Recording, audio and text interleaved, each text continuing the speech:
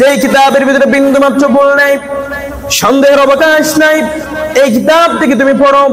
তোমাকে পড়তে হবে সেই কিতাব থেকে, কারণ পৃথিবীর জমিনে অসংখ্য কিতাব এবং বইগুলো আছে, লেখকের লেখাগুলো আছে। প্রত্যেক লেখকগণ তার লেখার শুরুতে প্রথম পৃষ্ঠায় ভূমিকার ভিতরে লেখক বলে দেয়, আমার এই কিতাবের ভিতরে, বইয়ের ভিতরে প্রত্যেক লেখকগণ নিজের একটা মন্তব্য উপস্থাপন করে। লেখাতে যদি কোনো ক্ষেত্রে যদি ভুল হয়ে যায়, ত্রুটি যদি চলে আসে, পাঠক যদি আমাকে ভুলটা যদি ধরিয়ে দেয়, ভবিষ্যতে পূর্ণ সংস্করণে আমি পরবর্তীতে বইয়ের ভুলটা সংশোধন করে দেব। ঠিক না?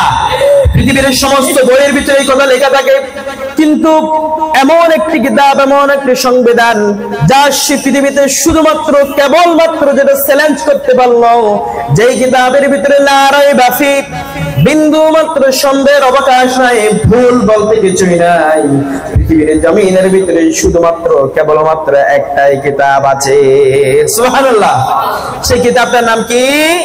কোরআন। বলে সেই কিতাবটার নাম কি? যালিকাল কিতাব। এটা হচ্ছে এমন একটি কিতাব, লা রাইবা ফি, যাতে বিন্দু মাত্র সন্দেহের অবকাশ নাই।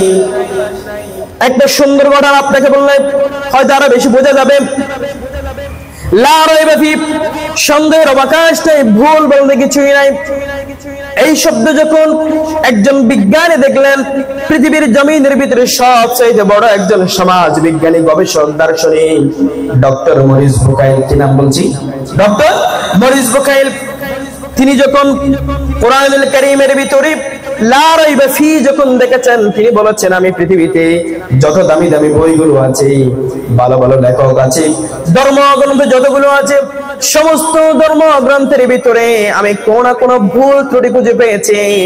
আমি কোরআনুল কারীম যে লা রাইবা ফি বললো, সেটা একটা আমি খুঁজে দেখবো, কারণ কোরআনুল কারীমের ভিতরে নাকি ভুল নাই। সে কোন রকম করে বিশ্বাস করতে পারছে না কোরআনের ভিতরে কোথায় যেন ভুল নেই। পৃথিবীর সমস্ত বইগুলো আমি একটা একটা করে তন্ন তন্ন করে খুঁজে খুঁজে দেখলাম, সব বইয়ের ভিতরে কোনো না কোনো ভুল পেয়েছেন। ডক্টর মরিস বুকাইল অন্তরের ভিতরে কৌতূহল শুরু হয়ে গেল, না না আমি কোরআনের ভুল ধরবো। দেখেন, ভালো করে চিন্তা করেন, সে বুঝতে পারছে না কোরআনের ভিতরে যে ভুল নাই, সেই কথা বলছে কেন। ডক্টর মরিস বুকাইল আবার কোরআনুল কারীম হাতে নিলেন, নেওয়ার পরে পড়ে দেখলেন কোরআন আরবি ভাষায় লেখা। বললাম কোন ভাষায়? কোরআন কোন ভাষায় লেখা? ডক্টর মরিস বুকাইল আমেরিকার একজন বিজ্ঞানী, সেটা আরবি পড়তে পারে না, কোরআন কিভাবে করে বুঝবে? এই চিন্তা যখন হয়ে গেছে, ডক্টর মরিস বুকাইল আবার প্রতি বছরের 6 মাস সামারের সময়, তার গ্রীষ্মের সময় 6 মাসের ছুটি পায়, আরব বিশ্বে সৌদি আরবের বাদশার কাছে চিঠি লেখা শুরু করলাম। আমি পৃথিবীর সমস্ত বইটুকু পড়েছি, সব বইয়ের ভিতরে কোনো না কোনো ভুল তথ্য পেয়েছি, কিন্তু কোরআন যে বললো কোরআনের ভিতরে লা রাইবা ফি, বিন্দু মাত্র সন্দেহের অবকাশ নেই বলছে, আমি কোরআনের ভুল ধরবো। কোরআনে কে বলছে? Doctor Morris Bucaille. সে চিন্তা করলো আমি কোরআনের ভুলটা ধরবো। এবার আরব বিশ্ব থেকে বলা হলো, ঠিক আছে, আপনাকে আগামী 6 মাসের জন্য কোরআন প্রশিক্ষণ দেওয়ার ব্যবস্থা করা হলো, আসেন আপনি। সে কোরআন শিখলো। কোরআনের একেবারে কোরআনের বিসমিল্লাহর বা থেকে শুরু করে কোরআনুল কারীমের সূরাতুন নাসের সিন পর্যন্ত সবকিছু সে পুঙ্খানুপুঙ্খভাবে এমন ভাবে পড়লো, গবেষণা করলো কোরআনের ভুল ধরার জন্য। সে ভালো করে শিকার পর আবার কোরআন করলো। কোরআন করার পরে কোরআন পড়তে পড়তে পড়তে পড়তে যত পড়তেছে তত মজা পাচ্ছে। কোরআন যত পড়তেছে যত বুঝতেছে, তার অন্তরটা আস্তে আস্তে করে গলে যাচ্ছে, কোরআনের মায়ায় সে বিমোহিত হয়ে যাচ্ছে। এক পর্যায়ে যখন কোরআন সেই পড়ল, কোরআনের ভিতরে দেখতে পেল মানুষ সৃষ্টির বৈশিষ্ট্যকে কিরকম করে, মানুষ আল্লাহ পাক রব্বুল আলামিন কোন পদ্ধতিতে তৈরি করলেন। যখন কোরআনুল কারীমের ভিতরে বিশ্লেষণটা সে দেখতে পেল, আবার বুঝতে পেল, এতদিন তো ডারউইনের থিওরি মুখস্থ করেছিলাম। সে বলল, এতদিন পর্যন্ত যে থিওরিগুলো মুখস্থ করলাম, আসলে দেখতে পেলাম কোরআনুল কারীমের ভিতরে এই থিওরি নাই। কোরআনুল কারীমের ভিতরে আল্লাহ পাক রব্বুল আলামিন বলে দিয়েছেন মানুষ কিভাবে করে তৈরি করে, মানুষ কিভাবে সৃষ্টি হলো। এভাবে করে দেখতে দেখতে কোরআনের ভুল ধরতে এসে নিজের জীবনের ভুলটা ধরে সে কালিমা পড়ে মুসলমান হয়ে গেল। সুবহানাল্লাহ। সে বড় দিন জোরে বলে লা ইলাহা ইল্লাল্লাহু মুহাম্মাদুর রাসূলুল্লাহ। জোরে বলে সাল্লাল্লাহু কথা বুঝতে পেরেছেন? লা রাইবা ফি, লা রাইবা ফি, যে কিতাব, যে কোরআনের কথাটা বলছি, এই কোরআনের ভিতরে বিন্দু মাত্র সন্দেহের অবকাশ নাই। ডক্টর মরিস বুকালের এই উদাহরণ দিয়ে বোঝাতে যাচ্ছি, কোরআনের সাথে কোরআনের ভুল দেখতে এসে নিজের ভুল ধরে নিজের জীবনটাকে কোরআনময়, ইসলামময় করে দিলেন তিনি কে? সুতরাং কোরআনের সাথে আসুন, কোরআন ধরুন, কোরআন পড়ুন, কোরআনের সাথে সংস্পর্শ বৃদ্ধি করেন, দেখবেন আপনার জীবনটা পরিবর্তন হয়ে যাবে। এজন্য আল্লাহ পাক রব্বুল আলামিন বলছেন, লা রাইবা ফীহি হুদাল লিল মুত্তাকিন। যেই কোরআনের কথাগুলো বললাম না, বিন্দু মাত্র সন্দেহের অবকাশ নাই, সেই কোরআনটা হচ্ছে হুদাল লিল মুত্তাকিন, মুত্তাকিদের জন্য, আল্লাহবিরদের জন্য, আল্লাহ প্রেমীদের জন্য পথ প্রদর্শক। সুবহানাল্লাহ। তার মানে হচ্ছে কোরআন যত ধরবেন, কোরআন যত পড়বেন, কোরআন যত শিখবেন, এই কোরআন আপনাকে জান্নাতে নিয়ে যাবে। বলেন কোথায় নিয়ে যাবে? হুদাল লিল মুত্তাকিন। এই কোরআন আপনাকে জান্নাতময় করে ফেলবে, সঠিক পথের দিশা দিয়ে ফেলবে। এই কোরআন আপনাকে কোরআন যত বেশি টাচ করবেন, কোরআন যত পড়বেন, কোরআন যত শিখবেন, কোরআনকে যত ভালোবাসবেন, এই কোরআন হুদাল লিল মুত্তাকিন, এই কোরআন হচ্ছে মুত্তাকিদের জন্য পথ প্রদর্শক। সুবহানাল্লাহ। হুদাল লিল মুত্তাকিন, এটা মুত্তাকিদের জন্য একটি গাইডলাইন। পৃথিবীতে প্রত্যেকটি মানুষ দুইটি ওয়েতে যাবে, একটা হচ্ছে লাইফ, একটা হচ্ছে লেফট, একটা হচ্ছে রাইট। দুইটি পদ্ধতিতে, দুইটি ওয়েতে, দুইটি রাস্তাতে পৃথিবীর সমস্ত মানুষগুলো যাবে। কিন্তু গাইডলাইন হচ্ছে, যে গাইডলাইন যারা কোরআন মানবে সে হয়তো রাইট ওয়েতে চলে যাবে, ডান পথে চলে যাবে। ডান পথ হলো, ডান পথ হলো জান্নাতের পথ। বলেন ডান পথ কিসের পথ? বলেন চিল্লায়ে বলেন, ডান পথ কিসের পথ? জান্নাতের পথ। আর বাম পথ হলো জাহান্নামের পথ। বাম পথ কিসের পথ? জাহান্নামের পথ। ডান পথে গেলে, যে ডান পথে চলবে সেই জান্নাতে যাবে। বলেন কোথায় যাবে? আর ডান পথে গেলে আল্লাহ সন্তুষ্ট হবেন, খুশি হবেন কে? আর যদি বাম পথে যান, খুশি হবে শয়তান। বলে কে খুশি হবে? শয়তান। আমরা কি আল্লাহকে খুশি করতে চাই নাকি শয়তানকে খুশি করতে চাই? চিল্লায়ে বলেন কাকে খুশি করতে চাই? এজন্য হুদাল লিল মুত্তাকিন, এটা হচ্ছে মুত্তাকিদের জন্য পথ প্রদর্শক। যদি কোরআন পড়েন, কোরআন বোঝেন, কোরআন মানেন, কোরআনকে ধরেন, কোরআনকে ভালোবাসেন, এই কোরআন আপনাকে জান্নাতে নিয়ে যাবে। বলেন কোথায় নিয়ে যাবে? আল্লাহ তাআলা আমাদের প্রত্যেককে জান্নাতের পথের প্রতীক করুক। সকলে বলে আমিন। আর জোরে বলেন আমিন। কারণ এই কোরআন যত পড়বেন তত আপনার সম্মান বৃদ্ধি হবে।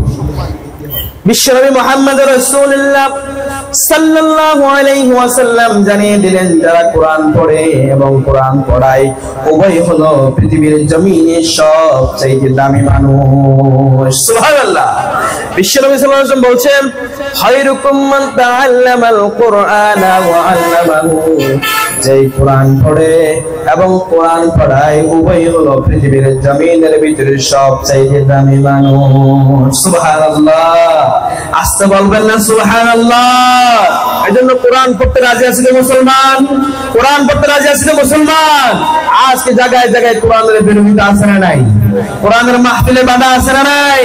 যেখানে কোরআন বলা হবে সেখানে কোরআনের বিরোধিতা করা হবে। কথা বলেন ঠিক কিনা?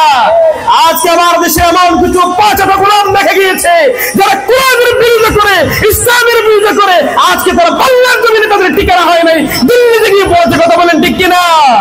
সুতরাং প্রিয় ভাইরা আমার, খায়রুকুম মান তাআল্লামাল কুরআনা ওয়া আল্লামাহু, বিশ্বনবী সাল্লাল্লাহু আলাইহি ওয়াসাল্লাম জানাচ্ছেন, কোরআনকে সাথে রাখো, কোরআন হয়তো শিখো অথবা কোরআন শেখাও, তোমাদের সম্মানটুকু বাড়িয়ে দিবেন কে? খায়রুকুম মান তাআল্লামাল কুরআনা ওয়া আল্লামাহু, যে কোরআন পড়বে, কোরআন শিখাবে, উভয় হলো সম্মানিত। এজন্য শুধু কোরআন পড়বে, কোরআন শিখবে, তাদের সম্মানিত নয়। একটা উদাহরণ দিলে বুঝবেন, কোরআনের সাথে যদি যা পৃথিবীর জমিনে কোরআনের সংস্পর্শ হয়েছে তাদের সম্মানগুলো বাড়িয়ে দিয়েছেন কে? কোরআনের সাথে এসে টুকরো কাপড় যদি মর্যাদায় আসীন হয়ে তাকে নিরবধি, কোরআনের সাথে এসে টুকরো কাপড় যদি মর্যাদায় আসীন হয়ে তাকে নিরবধি, তেমনি করে আমায় প্রভু, তেমনি করে আমায় প্রভু দিও গো নাজাত। তোমার কাছে আমার এই মোনাজাত। সকলে বলে আমিন। যেমন আপনাদেরকে বুঝাতে চেয়েছিলাম, কোরআনের সাথে এক টুকরো কাপড় যখন বাজলো, কোরআনের যোদ্ধারের দাম হলো 30 থেকে 40 টাকা, ঠিক কিনা? কোরআনকে হেফাজত করার জন্য কোরআনের একটি মোড়ক, কোরআনের একটি যোদ্ধান, যেই যোদ্ধানের দাম হলো সর্বোচ্চ 30 থেকে 50 টাকার বেশি নয়। এই যোদ্ধান যখন কোনো কারণে হাত থেকে কষে পড়ে যখন নিচে পড়ে যায়, ওই যোদ্ধানকে সাথে সাথে তুলে আমরা চুমা দেই, মুখে লাগাই, ঠিক না? কারণ হলো তাই সেই 30 টাকা 50 টাকা দামের কাপড় হলেও সেই কোরআনের সাথে লেগেছে, কোরআনের সংস্পর্শ হয়েছে। আর আমার গায়ে যদি দামি ব্লেজারটা 3000 5000 টাকা হয়, এরপর দামি ব্লেজারটা যখন নিচে পড়ে যায়, একটু করে টোকা দিয়ে বালিগুলো সেরে আমি রেখে দিই, কোনো চুমা দেই না, ঠিক না? সুতরাং কোরআনের সাথে লাগলে মর্যাদাগুলো বাড়িয়ে দেন কে? শুধু এই কোরআনের কথা বলছে, একটু শুনেন। যে চেয়ারগুলোতে আমরা বসি এগুলো হলো কাঠের তৈরি। যত আসবাবপত্র দামি দামি 50-70 হাজার টাকার যত ধরনের আসবাবপত্র ব্যবহার করি সবগুলো দামি দামি আসবাবপত্র, কিন্তু এই দামি দামি আসবাবপত্র যখন আমাদের পাটা লেগে যায় আমরা সালাম করি নাকি? কথা বলেন, সালাম করি নাকি? কিন্তু যেই কোরআনটা রাখা হয় ওই রেহালটা সর্বোচ্চ 70 টাকা বা 100 টাকা দামের, ওই রেহালটা যখন পায়ের সাথে একটু করে লাগে, সাথে আমরা তুলে চুমা দিই, সালাম করি, ঠিক না? কারণ এটা কোরআনের সাথে লেগেছে, কোরআনের সাথে সংস্পর্শ হয়েছে, কোরআনের সাথে সম্পৃক্ত হয়েছে। সুতরাং বোঝাতে যাচ্ছিলাম প্রিয়রা আমার, কোরআনের সাথে যদি এক টুকরা কাপড় লেগে কাপড়টা যদি দামি হয়ে যায়, কোরআনের সাথে একটা কাঠের টুকরো যদি গাছ যদি লেগে গাছ যদি দামি হয়ে যায়, আর এই কোরআন যদি আমি পড়ি, কোরআনের সাথে যদি আমার জীবনটা লাগাই দিই, আমার জীবনটা দামি করে দিবেন তিনি কে? সুতরাং কোরআনের সাথে আসুন, কোরআনকে সম্মান দিন, কোরআনের সঙ্গে স্পর্শ করেন, কোরআন শিখেন, কোরআন পড়েন, দেখবেন আপনার জীবনটা দামি বানিয়ে দিবে কে? এজন্য বিশ্বনবী সাল্লাল্লাহু আলাইহি ওয়াসাল্লাম বলছেন, উম্মতেরা শোনো, তুমি যে কোরআনের কথাগুলো বলছো, এই কোরআনকে যদি কোনো বান্দা, কোনো উম্মত, কোন ব্যক্তি যদি কোরআনকে একবার সম্মান দেয়, কোরআন ওই ব্যক্তির সম্মানটাকে 10 গুণ বৃদ্ধি করে দেয়। সুবহানাল্লাহ। দেখেন, আপনি কোরআনকে সম্মান করলেন একবার, আর কোরআন আপনার সম্মানটাকে কত গুণ বাড়াবে? চিল্লায়ে বলেন, কত গুণ বাড়াবে? 10 গুণ বাড়িয়ে দেবে। এটা বানানো কোনো কথা নয়। তিরমিজি শরীফের ভিতরে হাদিস এসেছে, মান কারা হারফান মিন কিতাবিল্লাহ ফালাহু বিহি হাসানাতুন ওয়াল হাসানাতু বিআশরি আমসালিহা। বিশ্বনবী সাল্লাল্লাহু আলাইহি ওয়াসাল্লাম বলেন, মান কারা হারফান মিন কিতাবিল্লাহ, যে আল্লাহর কিতাব কোরআনকে একবার তেলাওয়াত করলো, ফালাহু বিহি হাসানাতুন, একটা সওয়াব অর্জন করলো, একটা নেকি অর্জন করলো, আর ওয়াল হাসানাতু বিআশরি আমসালিহা, আল্লাহ পাক রব্বুল আলামিন ওই বান্দার একটা ভালো কাজ, একটা নেকি কাজ, একটা সওয়াবকে 10 গুণ পরিমাণ বৃদ্ধি করে দিবে। সুবহানাল্লাহ। কি সুন্দর চমৎকার কথাগুলো দেখেছেন। কোরআনকে আপনি একবার সম্মান দেন, কোরআন আপনার সম্মানটাকে কত গুণ বাড়াবে? জোরে বলেন, কত গুণ বাড়াবে? 10 গুণ বৃদ্ধি করে দিবে। অনেকে আবার আমাদেরকে বলে, হুজুর আমি তো কোরআন পড়তে পারি না। অনেককে দেখা যায় যখন কোরআন পড়তে বলে তখন সে বলে, হুজুর আমি কোরআন ভালো করে পড়তে পারি না, এই জন্য আমি কোরআন পড়ি না। বিষয়টা ভাই ভুল।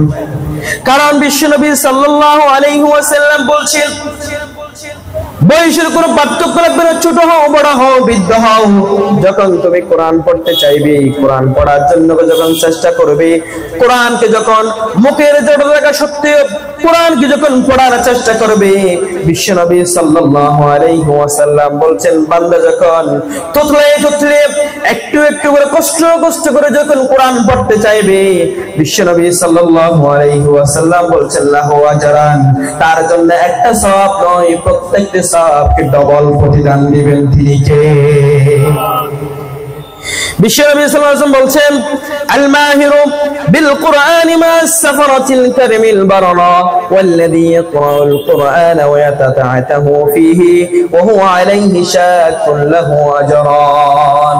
যারা কোরআনটা ভালো করে পড়তে পারে, কোরআন পড়তে পারদর্শী, মূলত হলো তারা ফেরেশতার সমান নেই, তবে ফেরেশতাদের কোনো গুনাহ নাই, তাদের মর্যাদা অনেক উঁচু। আর যে ব্যক্তি কোরআন পড়তে পারে না কিন্তু কোরআন পড়ার জন্য বারবার চেষ্টা করে, কখনো কোরআনটা নিয়ে হুজুরের কাছে চলে যায়, কখনো আবার কোরআনটা নিয়ে কোনো আলেমের কাছে চলে যায়, হুজুর আমাকে একটু পড়াগুলো বুঝাই দেন, সূরাটা আমি ভালো করে পড়তে পারি না, আমার তেলাওয়াতটা একটু দেখেন, আমাকে একটু শুদ্ধ করে দেন। আর যখন কোনো সুযোগ পায় না, কোরআনটা হাতে নিয়ে ভালো করে পড়ার চেষ্টা করে। এভাবে করে কোরআনকে যতবার পড়ার চেষ্টা করে, বিশ্ব নবী সাল্লাল্লাহু আলাইহি ওয়াসাল্লাম বলেছেন, ওয়া হুয়া আলাইহি শাকুন লাহু আজরান। ওই যে বান্দা দেখো, যেই বান্দা কোরআন পড়তে পারে না অথচ কোরআন পড়ার জন্য বারংবার করে প্রচেষ্টা করেছে, বিশ্বনবী সাল্লাল্লাহু আলাইহি ওয়াসাল্লাম বলেছেন, তার পড়ার কারণে আল্লাহ তাআলা তার সওয়াবকে দ্বিগুণ পরিমাণ বৃদ্ধি করে দিবেন। সুবহানাল্লাহ। এজন্য আজকে যাদের ডিসিশন ছিল যে আপনারা আমি কোরআন পড়তে পারি না বলে, কোরআন পড়তে পারি না বলে কোরআন খুলবেন না, কোরআন ধরবেন না, এরকম আর করা যাবে। প্রত্যেক ওয়াক্তের পরে কোরআনটা করেন, একটু পড়েন, চেষ্টা করেন, কোরআনকে চোমা দেন, কোরআন আপনার সম্মানটাকে বাড়িয়ে দিবে। কোরআন আপনার সম্মান কি করবে? বাড়িয়ে দিবে। এজন্য বিশ্বনবী সাল্লাল্লাহু আলাইহি ওয়াসাল্লাম জানিয়ে দিচ্ছেন, উম্মতরা শোনো, কোরআনটা ভালো করে পড়ো, কোরআনকে সংস্পর্শ করো, কোরআনকে চুমা দাও, কোরআনকে ভালোবাসো। এই কোরআন তোমার সম্মানকে, তুমি একবার যদি সম্মান করো কোরআনকে, এই কোরআন তোমাকে তোমার সম্মান 10 গুণ পরিমাণ বৃদ্ধি করে দিবে। সুবহানাল্লাহ। আপনারা কি খুশি হচ্ছেন না? খুশি হচ্ছেন? কোরআন যে আপনাকে সম্মান দিল, আপনি এটা খুশি না নাকি বেজার? তাহলে জোরে বলেন সুবহানাল্লাহ। আপনার একবার সুবহানাল্লাহ বলার কারণে আপনার মর্যাদা অনেক পরিমাণ বৃদ্ধি হয়ে গেল। কোরআনুল কারীমকে আপনি সম্মান দিলেন, কোরআন আপনার সম্মানটাকে বাড়িয়ে দিবে। শুধু তাই নয়, পৃথিবীর জমিন আপনি কোরআনটাকে পড়েছেন, কোরআনকে সম্মান করেছেন, কোরআনকে মর্যাদা দিয়েছেন, কোরআনকে মূল্য দিয়েছেন। এই কোরআন আপনাকে শুধু দুনিয়াতে রেখে যাবে না, এই কোরআন আপনাকে কিয়ামত পর্যন্ত আপনার জন্য সুপারিশ করবে। সুবহানাল্লাহ। এই কোরআন শুধু দুনিয়াতে লিমিটেড নয়, কোরআন দুনিয়াতে যেমন আপনার সম্মানটাকে বৃদ্ধি করে দিবে, কোরআন কিয়ামতেও আপনার জন্য নাজাতের ওয়াসিলা হবে। সুবহানাল্লাহ। এটা কোনো বানানোর কথা নয়, মুসলিম শরীফের ভিতরে হাদিস এসেছে, ভালো করে খেয়াল করুন। ইকরাউল কুরআন ফাইন্নাহু ইয়াতি ইয়াউমাল কিয়ামাতি শাফিআন লিআসহাবিহি। বিশ্বনবী সাল্লাল্লাহু আলাইহি ওয়াসাল্লাম জানিয়ে দিচ্ছেন, উম্মতরা শুনো, তোমরা দুনিয়ার জমিনে কোরআন পড়ার জন্য পাগল ছিলাম, কোরআনের মাহফিল যেখানে হতো সেখানে ছুটে যেতাম, কোরআনকে যখন দেখার সাথে একটু করে ছোঁয়া করতাম, মসজিদে নামাজ পড়ার পরে একটু করে কোরআন তেলাওয়াত করার জন্য পাগল পারা হয়ে যেতাম।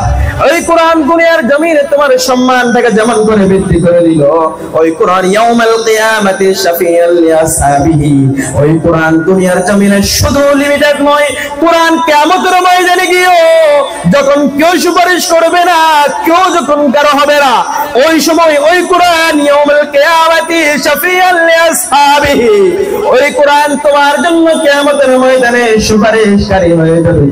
সুবহানাল্লাহ। যখন ওই কিয়ামতের ময়দানে পৃথিবীর জমিনে সূর্য হচ্ছে মাথা থেকে 9,30,00,000 মাইল দূরে। ধরুন কত কিলোমিটার?